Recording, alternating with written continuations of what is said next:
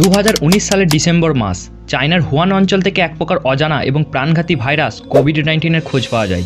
দেখতে দেখতে এক বছরের মধ্যে এই করোনা ভাইরাস এশিয়া মহাদেশ হয়ে পুরো পৃথিবীতে ছড়িয়ে পড়ে।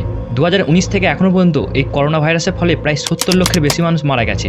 এই ভাইরাসের জন্য পুরো পৃথিবীর মানুষ 2 বছরের জন্য নিজের বাড়িতে আটক হয়ে পড়ে। অনেক মানুষ নিজেদের কাজ হারিয়ে ফেলে।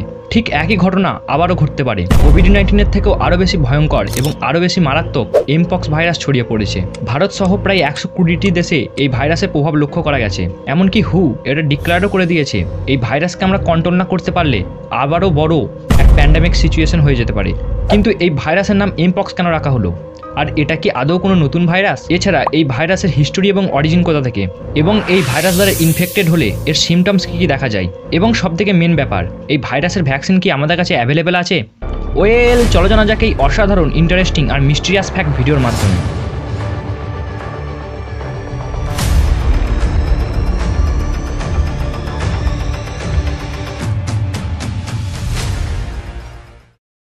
সাল 1958 ডেনমার্কের কিছু বিজ্ঞানী নিজেদের পোলিও ভ্যাকসিনকে টেস্ট করার জন্য সিঙ্গাপুর থেকে কিছু ম্যাকাক বাঁদরকে নিয়ে আসে। যখন এই বাঁদরগুলিকে ডেনমার্কে নিয়ে আসা হয় তখন বিজ্ঞানীরা লক্ষ্য করেন ওই বাঁদরগুলির মধ্যে একটি বাঁদর এক প্রকার সিভিয়ার ভাইরাল ইনফেকশনের মতো সিমটমস দেখাচ্ছে।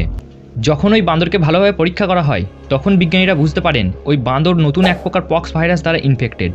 এখান থেকেই এই পক্স ভাইরাসের নাম রাখা হয় এমপক্স বা মাঙ্কি পক্স ভাইরাস, কারণ এই ভাইরাস প্রথম ওই বাঁদরের মধ্যেই দেখা গিয়েছিল। কিন্তু এই এমপক্স ভাইরাস দ্বারা প্রথম ইনফেক্টেড হিউম্যান হলো আফ্রিকা কঙ্গো দেশে উপস্থিত একটি 9 বছরের গরিব আদিবাসী বাচ্চা। তাদের পুরো গোষ্ঠী এমপক্স ভাইরাস দ্বারা ইনফেক্টেড বাঁদরের সাথে ক্লোজ কন্ট্যাক্টে ছিল। আস্তে আস্তে এই ভাইরাস ওই গোষ্ঠী ছাড়িয়ে পুরো ডেমোক্রেটিক রিপাবলিক অফ কঙ্গোতে ছড়িয়ে পড়ে। এর জন্য আদিবাসী বাচ্চাটা এবং তাদের গোষ্ঠীর অনেক সদস্য মারা যায়। এই এমপক্স ভাইরাসের হিস্টোরি এবং অরিজিন তো জানা গেল, কিন্তু কোনো ভাইরাস কীভাবে মানুষের শরীরে নিজেদের বংশ বিস্তার করে? বেসিক্যালি যখন কোনো ভাইরাস মানুষের শরীরে প্রবেশ করে তখন সেই ভাইরাস ওই হোস্ট বডিকে একটা ইনকিউবেশন ল্যাবরেটরির মতো ব্যবহার করে এবং ওই হোস্ট বডির মধ্যে বিভিন্ন মিউটেশন ঘটায়, এবং এই মিউটেশন এমনভাবে ঘটায় যার ফলে ওই ভাইরাস হিউম্যান বডিকে ইনফেক্ট করার মতো ক্ষমতা অর্জন করে।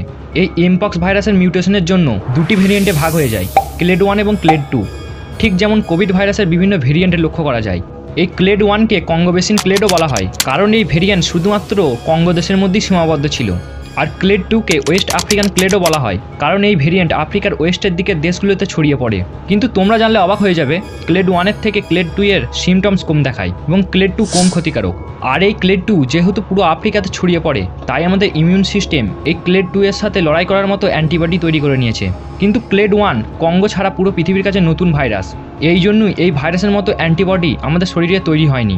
এছাড়াও এই ক্লেড 2 থেকে ক্লেড 1 এর মৃত্যুর রেটও অনেক বেশি।